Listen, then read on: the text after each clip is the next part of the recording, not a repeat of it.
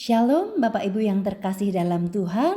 Mari bersama-sama kita membaca dan merenungkan satu kebenaran firman Tuhan yang terambil dari 2 Samuel pasal yang ke-22 ayat yang pertama. Demikian firman Tuhan. Daud mengatakan perkataan nyanyian ini kepada Tuhan pada waktu Tuhan telah melepaskan dia dari cengkraman semua musuhnya dan dari cengkraman Saul.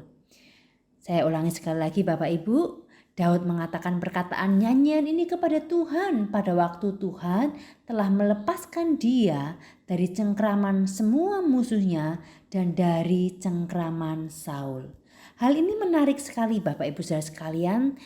Jelas kelihatan bahwa Daud ini adalah seorang yang bisa mengabadikan satu momen hidupnya dalam sebuah mazmur atau nyanyian. Bukan hanya momen yang menyenangkan, tetapi momen-momen yang bahkan menyesakkan hati. Ketika dia diburu oleh musuhnya, dia diburu oleh Saul, tetapi ketika dia sudah lepas dari semua itu, Tuhan menolongnya. Dia mengabadikan peristiwa itu dalam nyanyian yang penuh dengan ucapan syukur.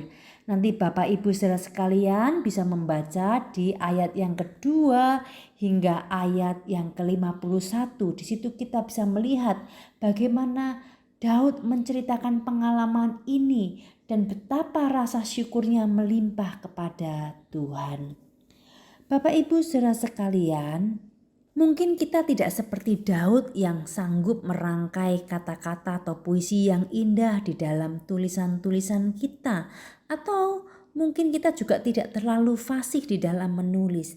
Tetapi bolehlah kita sama-sama mencoba belajar juga seperti Daud dengan membuat jurnal pendek.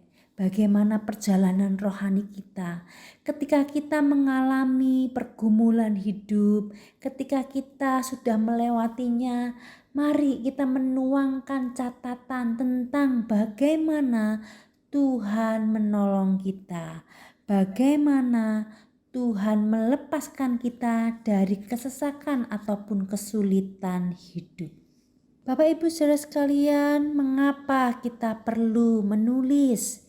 Karena kita ini pada dasarnya seringkali lupa apa yang sudah terjadi, lupa akan apa yang Allah telah perbuat. Tetapi ketika kita mempunyai catatan pribadi tentang jurnal spiritual kita bisa melihat bagaimana secara rohani kita bertumbuh, bagaimana secara rohani kita bergumul dan bagaimana Tuhan menolong kita. Bapak Ibu saudara sekalian, saya sendiri juga mempunyai banyak catatan jurnal ya, diary gitu. Nah, ketika saya membaca bagaimana dulu ketika saya remaja, dulu ketika saya pemuda, saya melihat ternyata sekarang ini saya sudah jauh berbeda daripada dulu ketika saya jadi remaja yang galau, jadi pemudi yang ambisius yang mungkin kurang jelas arahnya. Di sini ketika saya melihat keberadaan diri saya bersyukur kepada Tuhan. Tuhan membentuk saya sedemikian rupa. Bapak Ibu saudara sekalian, catatan-catatan kecil ini membawa kita juga mengevaluasi kehidupan kita. Kehidupan kita ini perlu dievaluasi, apakah sudah tumbuh naik ke atas atau justru semakin turun dan semakin jauh dari Tuhan. Kita perlu mengevaluasi diri kita. Dan menulis jurnal ini dapat menolong kita untuk mengevaluasi diri.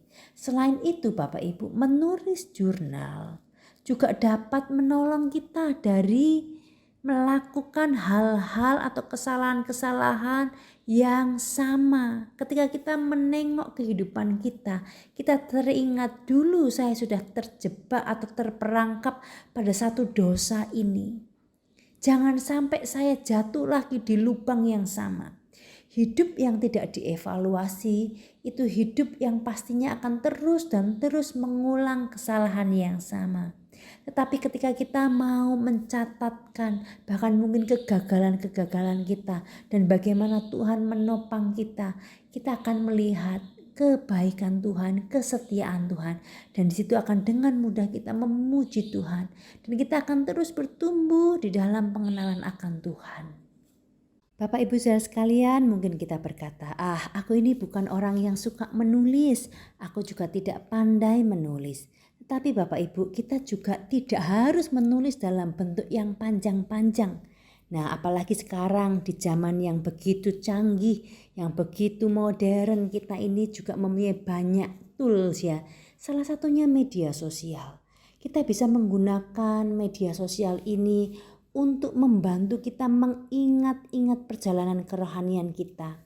Di dalam Instagram misalnya, di dalam Facebook kita bisa mengcapture peristiwa-peristiwa di mana Tuhan menyertai kita, di mana Tuhan melepaskan kita dari kesulitan, dan di situ kita tulis captionnya, tulisannya bahwa kita sungguh-sungguh memuji Allah. Justru pengalaman kehidupan kita bukan hanya memberkati kita secara pribadi, tapi bahkan bisa menjadi berkat bagi banyak orang. Semangat untuk jangan lupa Bapak Ibu, jangan lupakan kebaikan Tuhan. Tuhan Yesus memberkati.